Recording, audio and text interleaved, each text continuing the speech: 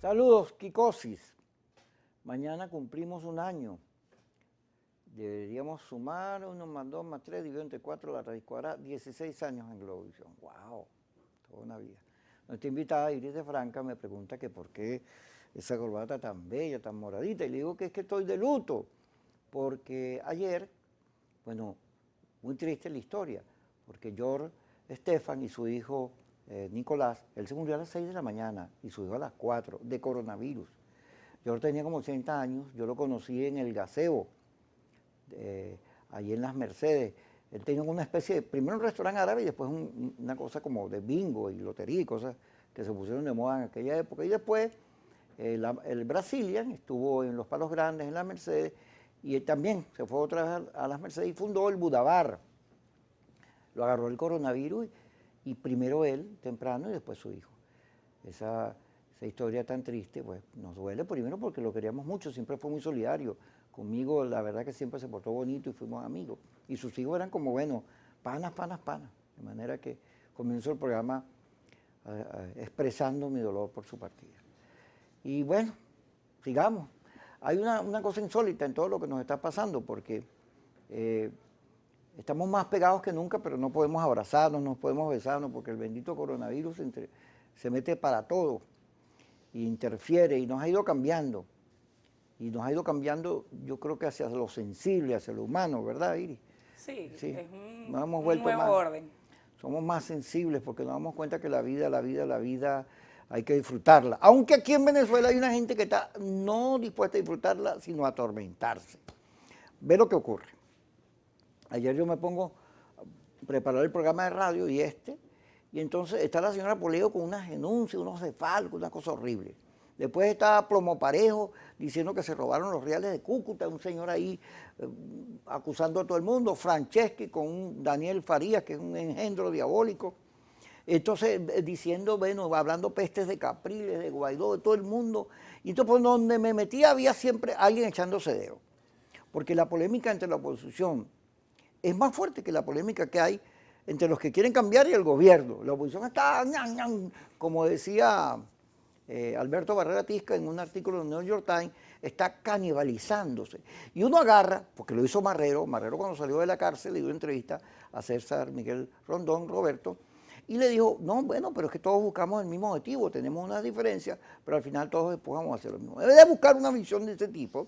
No, la cosa es puñalada, intolerancia. Bueno, ayer estuvo aquí Fuenmayor con nosotros, el ex rector de la UCB, y dijo que este informe de los derechos humanos era una especie de trampa, de truco, para echar a perder todas las negociaciones, porque no lo hicieron ni la comisión y todo. Bueno, eso le dieron hasta con el todo, porque además se discuten mentiras, se discuten cosas que, bueno, no sé si viste un video que va pasando Pompeo y una señora, ¡ay, libertad, Venezuela, libertad! Pompeo, por Dios nos libre de que los americanos nos liberen, porque no creo que nos libere No va a nunca. pasar. Entonces es una cosa, el país está como loco.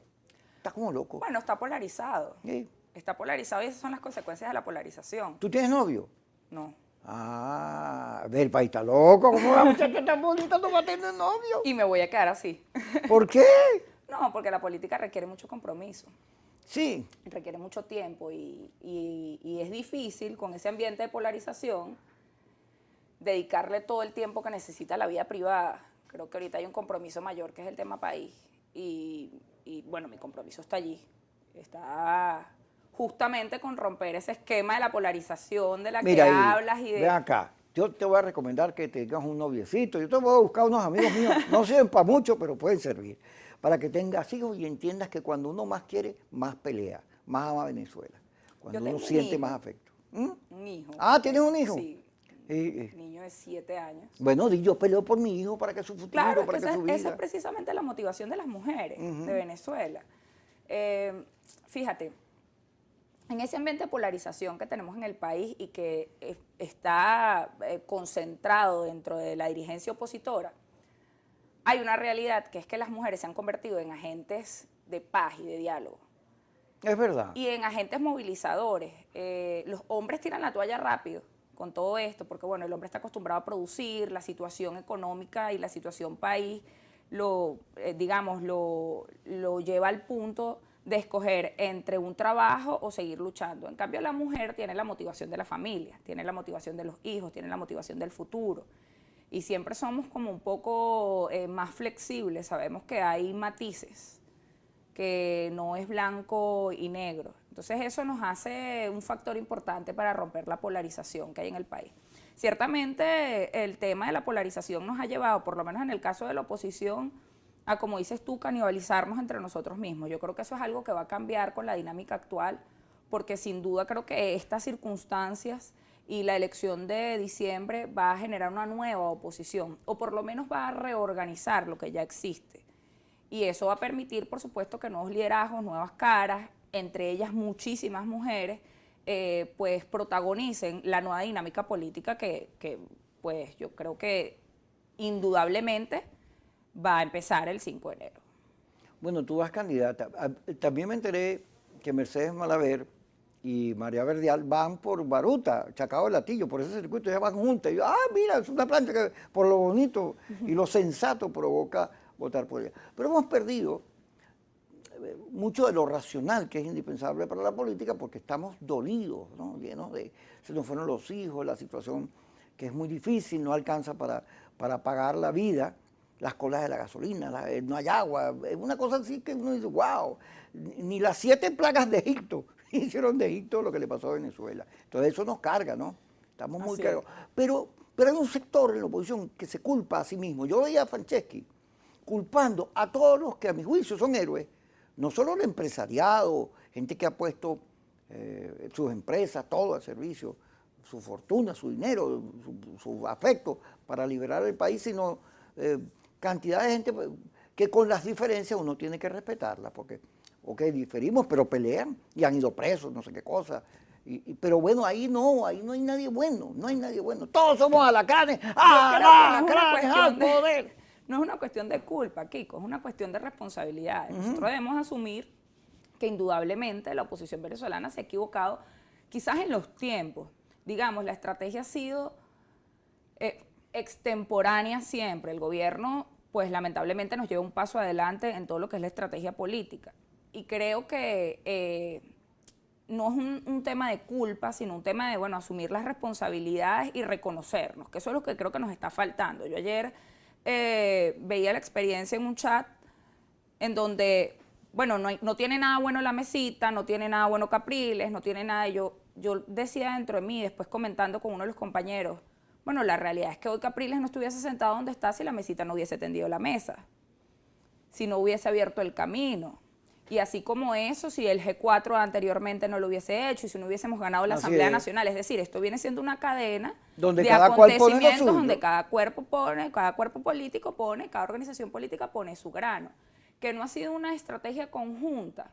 Bueno, quizás eso es lo que debemos recuperar y eso es en lo que debemos trabajar a partir del próximo, yo creo que a partir de ahorita. Pero además debe ser una estrategia en conjunta no solo de las organizaciones políticas. O sea, aquí se abre un nuevo proceso que es el proceso de la inclusión de los sectores sociales, pero no desde la representación simbólica. Es decir, no teniendo una representación de una fundación o de una ONG allí para tenerla, sino de una verdadera inclusión en lo que es el esquematizar estas nuevas estrategias que vamos a hacer. Al final la oposición somos todos. Al final la oposición no es Cambiemos, no es COPEI, no es un partido político. La oposición son todos los ciudadanos que hoy en día rechazan a Maduro, que son más del 70%. Mira, pero hay que hacer algo, porque fíjate, el gobierno, cuando tú recorres el país, en todo el país hay incisiones del gobierno, partidos, grupos que se han movido. Hay un video de Cabecemango, el que estaba en el Canal 8. En bicicleta. Sí, no, con un discurso en concepto muy democrático por lo que está pidiendo, pero en todos lados se registra que hay problemas. Elías Agua lo que está diciendo, se ve que no, ellos son más calladitos, pero también hay una situación. Y luego también te das cuenta que hay un sector del gobierno, el que está conversando con Capriles, que hasta ahora todavía siguen en eso. Bueno, que tú ves que ahí hay una tendencia que está diciendo vamos a buscar salida, pero nada de eso se reconoce porque no se reconoce nada. No se reconoce el que estaba contigo en las marchas, que jaló contigo bomba lacrimógena, que lo metieron preso, no se reconoce nada, y menos va a reconocer que la gente está padeciendo. que hay un sufrimiento en el pueblo venezolano y unas necesidades. De eso vamos a hablar porque ya me hicieron señas de que le toca el turno al corte. Y el corte es como aquí, como un invitado más. Vamos con el corte.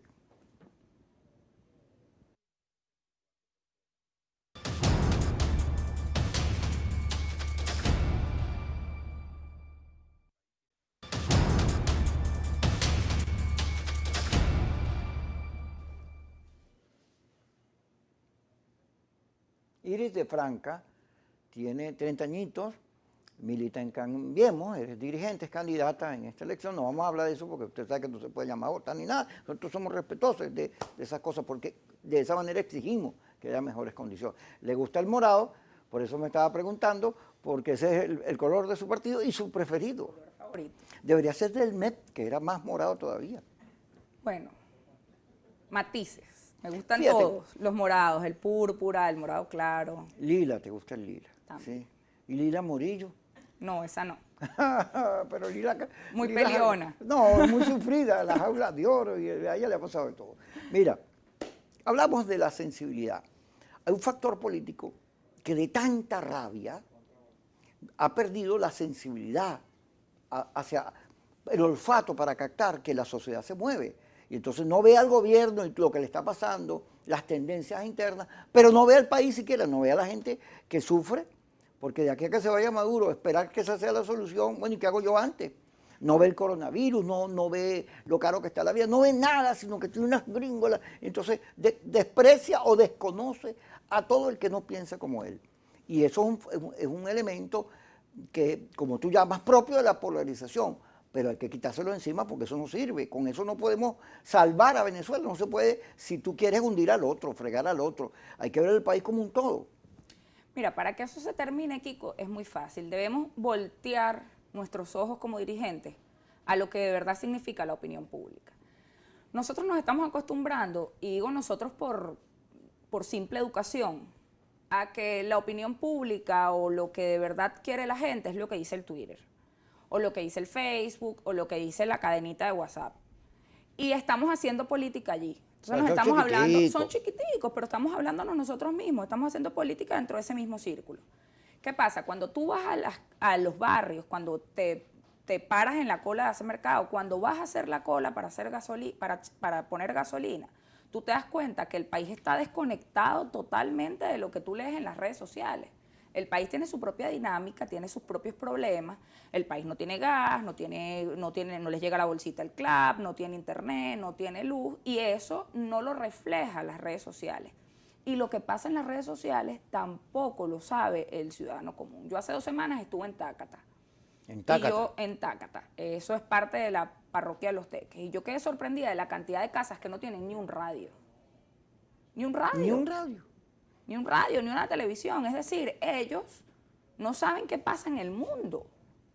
Ellos saben lo que pasa en su pueblo, que no tienen agua, que tienen que abrir el tanque de arriba para que la lluvia caiga y llene el tanque, que tienen que ir al río a lavar la ropa. Es decir, eso es lo que ellos saben, ese es su mundo. Y nosotros nos desconectamos de eso porque empezamos a hacer política dentro de las redes sociales y nos estamos hablando nosotros mismos. Eso es lo que tiene el chavismo en donde lo tiene actualmente. Que pese a su mala y su pésima gestión y todo el dinero que se han robado, ellos todavía tocan a las comunidades, conversan con la gente y la gente se siente tomada en cuenta. Entonces lo primero que hay que hacer como oposición es dejar de hacer política en los grupos de WhatsApp y empezar a hacer política en la calle, con la gente, para poder saber qué es lo que de verdad a la gente le importa. Mira, yo lo comentaba la semana pasada y va a sonar crudo, es primera vez que lo voy a decir quizás en público. Los ciudadanos comunes no les importa la libertad de los presos políticos, esa es una realidad. No les importa la judicialización porque ese es un de los tema de la partidos, política. porque ese es un tema de la política. No le importa la judicialización de los partidos. Tú vas a un pueblo y la gente no sabe si hay 2 AD, 3 AD, no tienen idea. Es decir, a la gente eso no le interesa. A la gente le interesa llenar su nevera, a la gente le interesa que el sueldo le alcance, y nosotros nos hemos desconectado de esa realidad. Entonces, ¿cómo le ganamos al gobierno los espacios? Más allá del tema de las garantías que podamos pedir, es que tenemos que reconectar con la comunidad, con la gente. Ay, ¿cómo se hace eso con coronavirus? Porque el coronavirus está por todos lados creciendo. Tú te metes a hacer campaña y aun cuando tengas tu protector, la posibilidad de que te agarre. Es posible, Kiko, porque mira, nosotros no estamos inventando algo nuevo. Hay algo que se llama dirigentes vecinales. Usted en su condominio, en su edificio, usted sabe quién es la señora que siempre recoge la plata para arreglar la luz, que siempre, bueno, está pendiente de darle comida a los animalitos. Esos son dirigentes sociales y vecinales, dirigentes de las comunidades que están ahí. Tú no necesitas tocar a la comunidad entera, necesitas convencerla a ella, que es un agente multiplicador. Ah, buen plan. Claro, es que es algo que no es nuevo, Kiko, es algo que nosotros hacíamos en la política. Cuando yo empecé en la política, que empecé muy chama, lo que me llamó la atención fue justamente eso, pero es que lo hemos dejado a un lado porque hemos dejado que la política 2.0 se adueñe de nosotros. Ahora, fíjate la política 2.0. Yo que soy un investigador de la comunicación, aunque no lo parezco, más o menos he logrado entender qué es lo que ocurre. Lo que pasa es que las redes son repetidas por las radios, sobre todo en el interior del país, que hay muchísimas, y entonces dan base a noticias, a informaciones, y se reproducen. También en televisión, fíjate, aquí estamos hablando del tema. Entonces tiene una onda expansiva muy grande. Ahora, el problema no son las redes más bien están impulsando un cambio en el mundo, una reflexión. Fíjate, yo me enteré que en Colombia, ahí va Pompeo para Colombia. Entonces, en las redes hay una muchachita bonita con unos lentes, también jovencita, que dice, ¿y el señor qué viene a hacer aquí? Aquí Colombia, tú sabes que hubo un conflicto, mataron a un señor, se generó líos por todos lados, y antes de la pandemia ya Duque estaba pegado contra la pared con enormes manifestaciones. Pero va Pompeo a hablar de Venezuela. ¿Qué va a hablar de Venezuela el señor Duque si tiene su país encendido, si tiene a todo el mundo en contra? Dice que es el peor gobierno del mundo. Y eso se enteró uno por las redes, porque al final las redes son expresión de todo el pensamiento humano, y hay de todo. Claro, hay el autoengaño, la posverdad, el fake news, hay gente que se engaña, se miente. El tema es que lo hemos polarizado también, Kiko. También, claro. Y hemos polarizado, se ha polarizado el periodismo, se ha polarizado las redes sociales, se ha polarizado hasta los espacios de comunicación. Es decir, la polarización que ocurre hoy en Venezuela es tan grande que hasta las profesiones, los gremios se han polarizado. Yo ayer leía el comunicado de la Escuela de Ciencias Jurídicas de la UCB. Y yo decía, Dios mío, pero es que esto es una locura. Cuando la Facultad de Derecho de las distintas universidades deberían estar, ¿sabes en qué deberían estar trabajando? En hacer un levantamiento formal del informe de la ONU y solicitar al gobierno que cumpla con las recomendaciones que le dio la señora Bachelet. Eso es en lo que deberían estar trabajando las facultades de ciencias jurídicas de Venezuela, en buscar el camino a retomar la legalidad y la institución, y no lo están haciendo porque se polarizan. Iris, ya te van a insultar los abogados. Ven, porque tú me vas a mandar a hacer lo que yo hago lo que me dé la gana. Vamos para el corte antes que a la pobre Iris me la muelan aquí.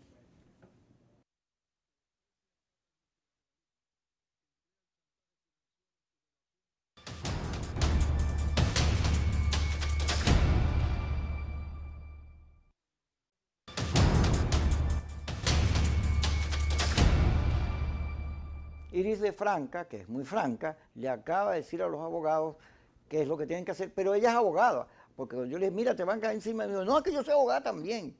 Pero lo cierto es que yo creo, fíjate, pensándolo, que aquí todo el mundo sabe lo que tiene que hacer. Cuando se serena, cuando piensa, sabe que hay que buscar consolidar la mayoría, que hay que conversar, que hay que negociar, porque todo el mundo sabe que hay que negociar. Hay unos que están bravos, que no negocian. Ah, pero cuando tú tienes un problema con tu esposa, con tus hijos, tienes que negociar, sentarte a hablar, y si te divorciaste, ¿cómo lo hiciste? Pero hay una gente que, ¿no te ha pasado? A mí me pasa porque a mí todo el mundo me dice cosas.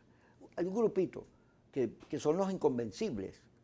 Eso tú les dices, mire, ven acá, la abstención no sirvió para nada, ni aquí, ni en el mundo, ni en ningún lado. Eso no hay quien lo defienda, eso no sirve. Bueno, pero es que vamos a vencer al gobierno. Mire, eso del golpe militar, la fractura militar, usted vio que desde 1958 hasta nuestros días no han podido, ni Chávez, ni Carbona, ni Leopoldo con los topochos ahí en la autopista.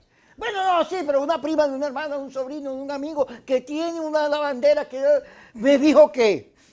No, que los americanos están diciendo, señora, los americanos están diciendo que no hay invasión. No, sí, esto es un plan para despistar. Porque a la gente le gustan las salidas rápidas, Kiko. A la gente le gustan las salidas rápidas. y la gente está llegando al tope de la desesperación. Mira, un maestro, el que cobra más caro, en su quincena tiene 920.000 bolívares. Y no hay nadie hablando de eso, esa es la realidad. No hay gobierno ni oposición más allá de un discurso en una televisión, ay sí, pobrecitos los maestros, pero no hay nadie trabajando para ellos. En la mañana de hoy, y eso es una experiencia, algo que conozco de forma cercana, en la mañana de hoy, en las puertas de PDVSA, tanto La Campiña como en Guaycaipuro, se dio una protesta de los jubilados de PDVSA que están pidiendo su fondo de pensiones que se robó y nadie sabe dónde están los reales. Entonces hay unas realidades allí que no estamos tomando en cuenta. Digamos que no estamos haciendo nada para mejorarlas. Y no solo basta decir, bueno, es que yo no tengo el poder.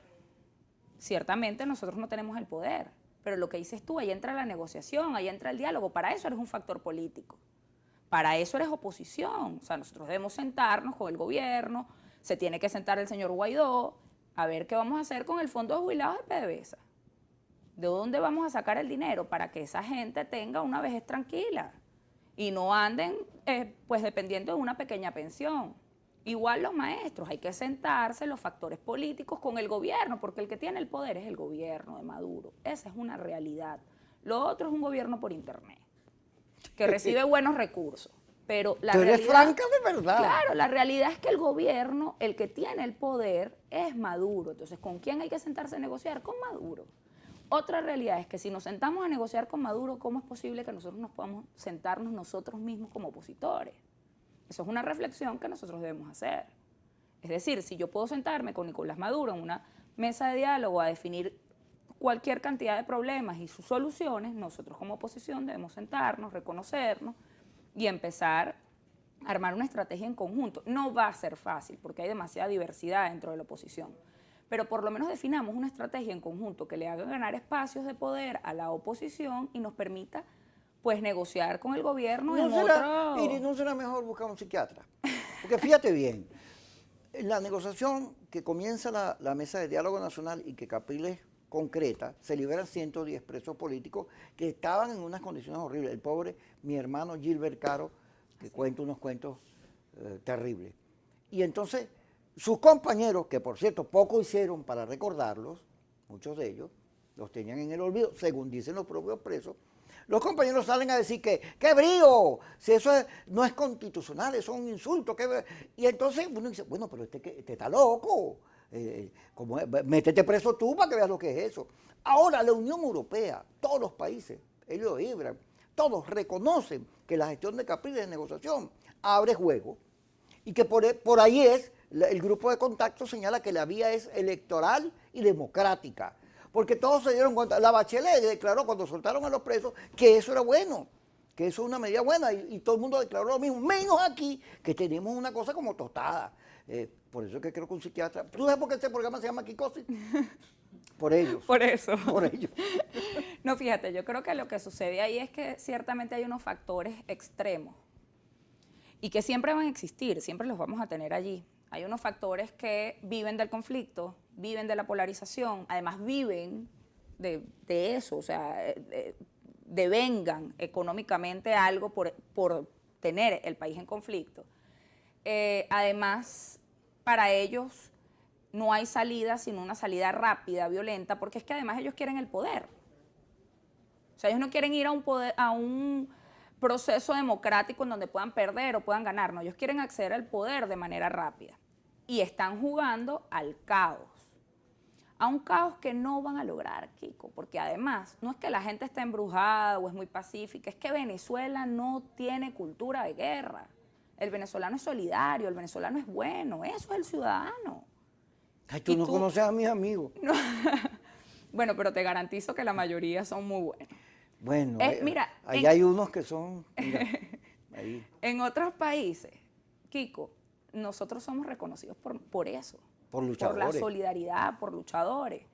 Yo hace algunos años me inventé una plataforma que se llama Los Altos en Positivo, que es una plataforma justamente para conocer historias de venezolanos que dentro y fuera del país pues de una forma u otra ponen en alto el nombre de Venezuela. Y te puedo decir que las historias son maravillosas. Bueno, yo un amigo que con los quesos, nuestros quesos se ganó, no recuerdo ahorita en qué sitio, el tercer lugar como los quesos más sabrosos y así dignos como del esos mundo. encontrarás muchos, muchos. Lo que pasa es que, por supuesto, el marketing está en lo malo. El marketing está en la guerra, en el venezolano que robó, pero no en lo bueno. Y eso es algo que debemos cambiar. Y que debemos entender los políticos, porque debemos comprender que no hay Fíjate, cultura de guerra en Venezuela. Tú señalas las grandes mayorías que están en los barrios que no tienen ni siquiera radio. Cuando la oposición habla de las grandes mayorías, habla como los marginales, los pobres, pero así como si fueran unos atormentados, wow, que no tienen ni un respirito, porque se ve que nunca han ido ni han estado en las comunidades populares. Porque la gente, como no, sufre y tiene necesidades, y ahorita más que nunca, pero no deja de ser alegre, no deja de ser festiva, no deja de ser optimista frente a la vida. Y por eso es que las grandes mayorías no se sienten identificadas con el liderazgo ahorita, porque buscan esperanza, y esto lo que ofrecen es venganza. Venganza. Y ahí hay una diferencia. Esa es otra notoria. realidad. En cambio, el chavismo, fíjate, dignificaba el barrio. Así es. Se acercaba a sus significados y a las relaciones que había.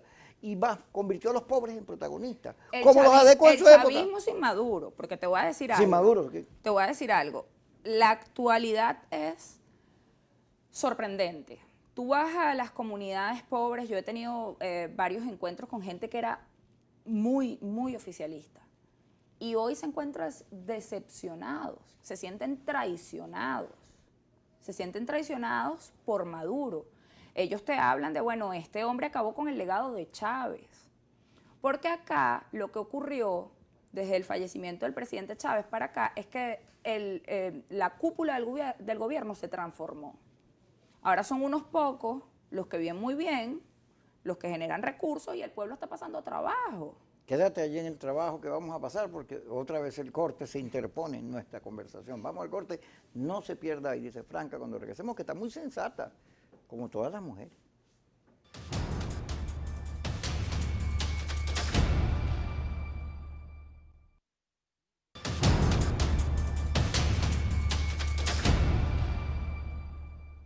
Iris de Franca con nosotros. ¿Tu familia es portuguesa? Mi papá es Porque portugués. el de Franca, yo pensé que eras casada y el de Franca, pues no. No, mi papá es portugués y mi mamá criollita.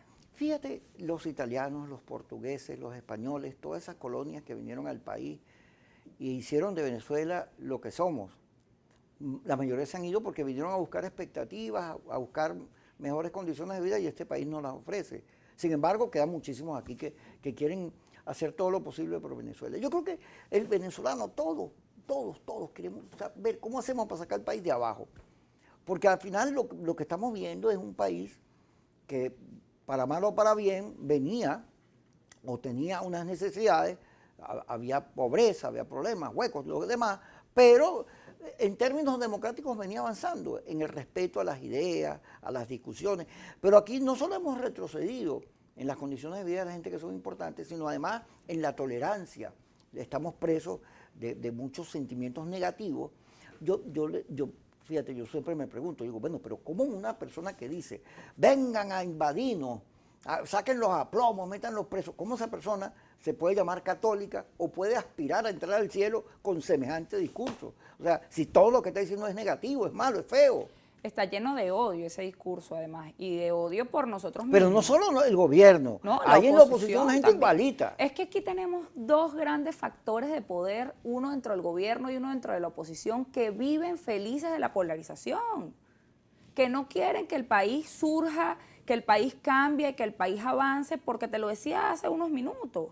Para ellos esto es un negocio, eso es una realidad que hay que reconocer y que los políticos debemos decir sin tapujos. Aquí hay dos grandes factores, uno del gobierno y uno de la oposición, que les conviene que el país siga en crisis, porque ellos están bien.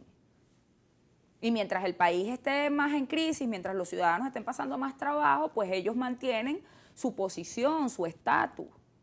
Eso es una realidad que debemos reconocer todos los venezolanos y además que debemos aprovechar los nuevos liderazgos y la dirigencia política. Mira, yo creo que se está dando un proceso muy importante, Kiko, que se está humanizando la política. Los liderazgos que están naciendo en estos momentos son liderazgos que vienen de las bases. Son liderazgos que tienen años pasando trabajo, que están viviendo en carne propia la situación. Tú no me lo estás preguntando, pero yo soy una chama de Los Teques que hasta hace nada viajaba en metro. Y eso tú no lo ves nada más en Los Teques, lo ves en Del Tamacuro, lo ves en Anzoátegui. Es decir, están surgiendo liderazgos dentro de las bases que están pidiendo espacios arriba para cambiar esto porque están cansados justamente de ver que, bueno, todo el mundo busca un acomodo personal y nadie busca el beneficio del país. Fíjate, por ahí me contaban que Cecilia Sosa está armando un parapeto jurídico para decir que la asamblea de Guaidó sigue. Cuando eso, conozco cantidad de diputados, me dicen, seguirán ellos, pues yo eso no me voy a prestar. Pero bueno, hay gente como que no. Ahora, lo que estamos viendo en el fondo, tú dices que hay gente nueva, que hay un liderazgo, pero estamos viendo que la Asamblea Nacional, si el gobierno logra obtener una mayoría aplastante, eso no va a servir para nada. No va a servir para nada porque la gente, primero, ya eso lo vivimos en el 2005, el gobierno lo que hizo con esa mayoría aplastante fue agarrárselo todo, no conseguir soluciones. Pero la posibilidad de que la oposición logre ganar es muy difícil, porque las encuestas están diciendo que si toda unida va, gana, pero si hay pedacitos por aquí y por allá, pues no. Entonces hay como una especie de guerra avisada no mata soldados. Aún así, hay una disputa por el liderazgo. Si el liderazgo que quiere salidas electorales obtiene una buena representación y convence y hay una buena votación, el país tendría esa salida. Pero si resulta que la gente no vota, entonces los abstencionistas, yo lo dije, gané yo. ¿Cuándo? Hay una gente que no vota, no solo porque la abstención, sino porque no vota nunca. Pero luego hay una gente que ya no quiere la política, le cogió asco a la política. Kiko, pero es que el debate no puede, y yo de verdad que soy muy sincera con eso, y en todas las reuniones que voy con los dirigentes lo digo, el debate no puede basarse solamente en si ganamos o perdemos la Asamblea Nacional. Ok. Es decir, efectivamente hay una realidad. Si el gobierno gana, pues bueno, ellos van a aprovechar su mayoría dentro de la Asamblea Nacional. Pero es que esto es un camino que se come de pedazos. Nosotros, ¿qué nos pasó en el 2015? Ganamos la Asamblea Nacional y nos volvimos locos. Empezaron las agendas personales, todo el mundo a tirar para su lado, y hoy no tenemos Asamblea Nacional. Esa es la realidad. Tenemos una Asamblea Nacional que tiene recursos, una que es reconocida por el mundo, pero operativamente no hay Asamblea Nacional. Porque la Asamblea Nacional se encuadró en que su única función era sacar a Maduro del poder, y eso es mentira. La Asamblea Nacional legisla y controla.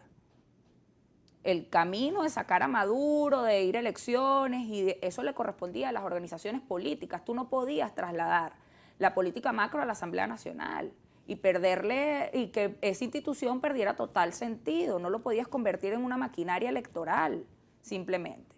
Entonces yo creo que el debate no puede basarse en, bueno, perdimos, ganamos. Entonces si perdemos, perdimos y nos vamos a nuestras casas y nos sentamos. No. Ganemos la Asamblea Nacional o perdamos la Asamblea Nacional, hay una realidad.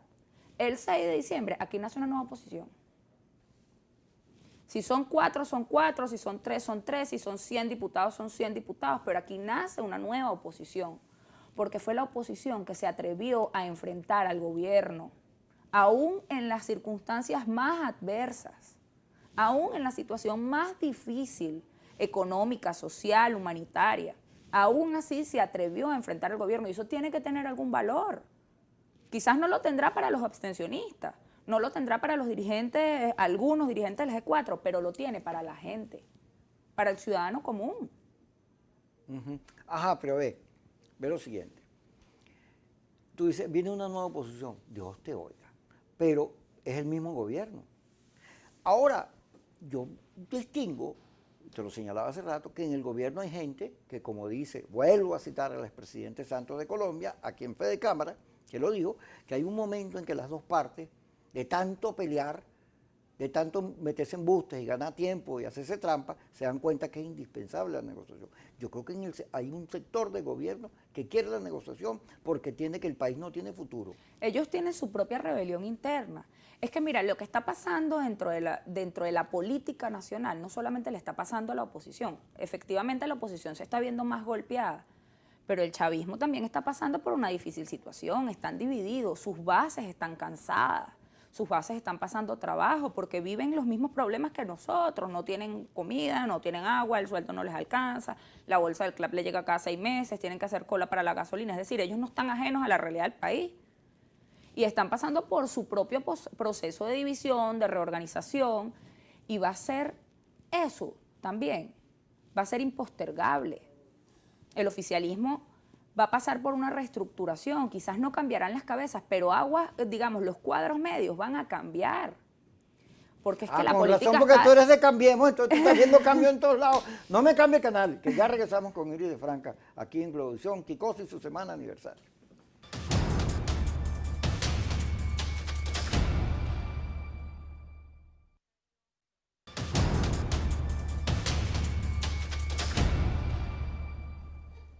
Iris de Franca, estoy asustado con tu franqueza, porque yo pensé que cuando estabas hablando del nuevo liderazgo, y me ibas a decir, ¿y tú, viejo? Un momentico, un momentico. Fíjate qué locura, ¿no? El país, los sectores populares, que antes votaban por AD, porque AD era un partido popular, se movieron y llegó el 60% a votar por Chávez. Es decir, la gran mayoría. Si tú quieres ganar el poder en Venezuela, tienes que traerte a esa gente para acá, como lo dice John Magdaleno, tienes que convencerlos, tienes que dividirlos o lo que sea, pero no puedes obviarlo. Sin embargo, hay sectores de la oposición, vuelvo a eso, que tú votaste por Chávez, tú tienes que ponerte unas cadenas, pedir perdón, que no solo los agrede, sino que maltrata a la misma oposición de tal manera que la gente dirá, ah, bueno, pero si a esto lo tratan así, que son iguales, ¿cómo será a mí que yo vengo del chavismo? Entonces, el concepto de unidad no solo se ha disuelto, sino que ha perdido sentido cuando el país, Venezuela, necesita unirse para enfrentar el coronavirus, que está expandiéndose por todos lados. Fíjate que comenzamos el programa hablando de lo que produce, de la verdad que genera el coronavirus en cuanto a muerte. Mira, hemos estigmatizado tantas cosas a lo largo de estos 20 años, que sin duda el chavismo es una de las cosas que hemos estigmatizado. Les ponemos una etiqueta, y yo creo que eso es un error muy grave de la oposición. La verdad es que aquí todos somos venezolanos, esa es la única etiqueta que debe haber.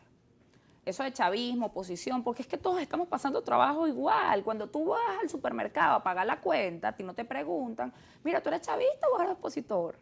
Cuando tú vas a hacer la colita para la gasolina, a ti no te preguntan cuando llegas a la bomba, mira, ¿tú eres chavista o eres opositor? Porque es que a lo mejor el chavismo tiene un descuento. No, eso no es así, Kiko. Entonces, la dirigencia opositora, y hay algunos dirigentes oficialistas que caen en eso también, debe quitarse las etiquetas. Si quiere de verdad trabajar para Venezuela y que esas salidas sean sostenibles en el tiempo, deben gobernar para un país, deben legislar para un país. Es decir, el espacio de poder que tú consigas debe ser para todos por igual. Si no es para todos por igual, no tiene sentido, porque estás cayendo en la misma dinámica de la polarización. O sea, eso es fundamental. Con el tema del COVID pasa lo mismo. Tú no ves que todo el mundo estigmatiza el COVID. Ah, bueno, pero es que él tiene COVID. Eso debe cambiar. Yo en estos días leía por un grupo, estaban dando una opinión sobre un político y al final colocaron la coletilla, y de paso tiene COVID. Y yo decía, Dios mío, pero es que todos estamos expuestos al COVID. El COVID no es del chavismo ni es de la oposición. El COVID es algo que está ocurriendo a nivel mundial, es una realidad. Y que todos podemos pasar por eso. Entonces, esas etiquetas hay que quitárnoslas, no solo de nuestra mente, sino de nuestro accionar. Nosotros debemos entender que para que el país cambie, nosotros debemos cambiar. Mira, yo siempre digo esa frasecita y valga la cuña, ¿no? El cambio comienza por cada uno de nosotros. Esa es la realidad, como ciudadanos, como políticos, como trabajadores sociales.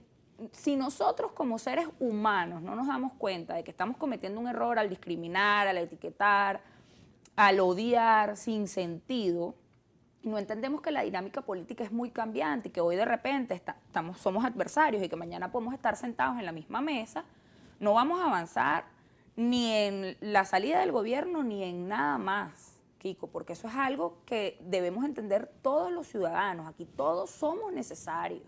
Todos, absolutamente todos, chavistas, opositores, ni abstencionistas, fíjate, todos. Capriles, Stalin todavía están negociando con el gobierno sobre la posibilidad de mover las elecciones para que vengan grupos del exterior a observar el proceso, la Unión Europea, y buscando salidas. Muy lento se ha vuelto eso porque, bueno, el gobierno ya ha dicho que no va a cambiar la fecha, pero todavía sobrevive. Y yo todos los días prendo velas para que la cosa no se cierre, que las ventanas de negociación no se cierren, porque esta que se abrió me parece a mí que es importante, no solo porque soltó preso, sino que abrió la expectativa, y además todo el mundo, desde Helio Eibrand hasta Borrell, han dicho que la salida electoral, que por ahí es el camino, de manera que hay que aupar que eso no se fracture, aun cuando a lo mejor esta tarde, mañana, porque se cierra el periodo de inscripciones, y bueno, al final la Fuerza del Cambio, la Fuerza de Capriles no termina inscrita porque no logró soluciones. Pero, ¿cómo tú ves eso? Dame tu opinión a ver. Mira, yo valoro positivamente el que Capriles haya entrado en la ruta electoral y de la negociación, ¿no? Eso es algo que para mí tiene un valor muy importante. Ahora bien, yo creo que el papel de Enrique tiene que ser más recomponedor dentro de las fuerzas políticas opositoras. No basta con que tú negocies con el gobierno, te lo decía hace rato. O sea, todos podemos sentarnos con el gobierno, pero no podemos sentarnos entre nosotros. No podemos conversar entre nosotros.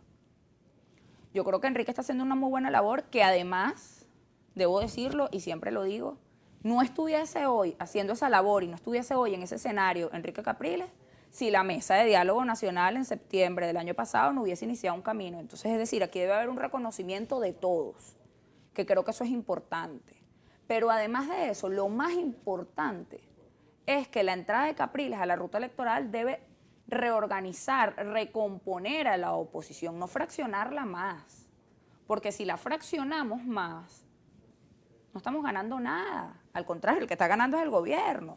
Entonces yo invitaría a Capriles y a todas las personas que se van incorporando en esta dinámica electoral a que hagamos ese trabajo a lo interno, que hagamos el trabajo de ir lo más unidos posible a las elecciones del 6 de diciembre, que podamos trazar una estrategia para vencer al gobierno y que luego definamos una estrategia para legislar, porque yo creo que debe haber algo muy claro en esta nueva Asamblea Nacional, y es que nosotros no podemos ir a cometer el mismo error del 2015, nosotros debemos ir a la Asamblea Nacional a legislar y a reinstitucionalizar el país, ese debe ser nuestro norte, si nosotros de verdad queremos cambiar el país. Y yo ponía el ejemplo de Obama, que cuando salió a pelear con Trump a propósito de las manifestaciones que se dieron en contra del racismo en Estados Unidos, él decía que las luchas de la gente en la calle deberían convertirse en ley, que los organismos legislativos deberían agarrar eso, discutirlo y darle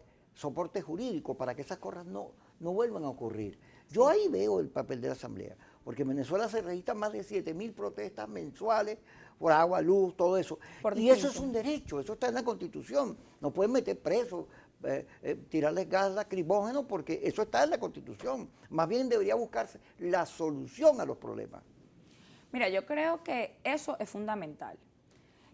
Que las nuevas figuras que estén en este poder legislativo tengan la capacidad de involucrarse con los sectores sociales ya organizados o de organizar algunos sectores sociales.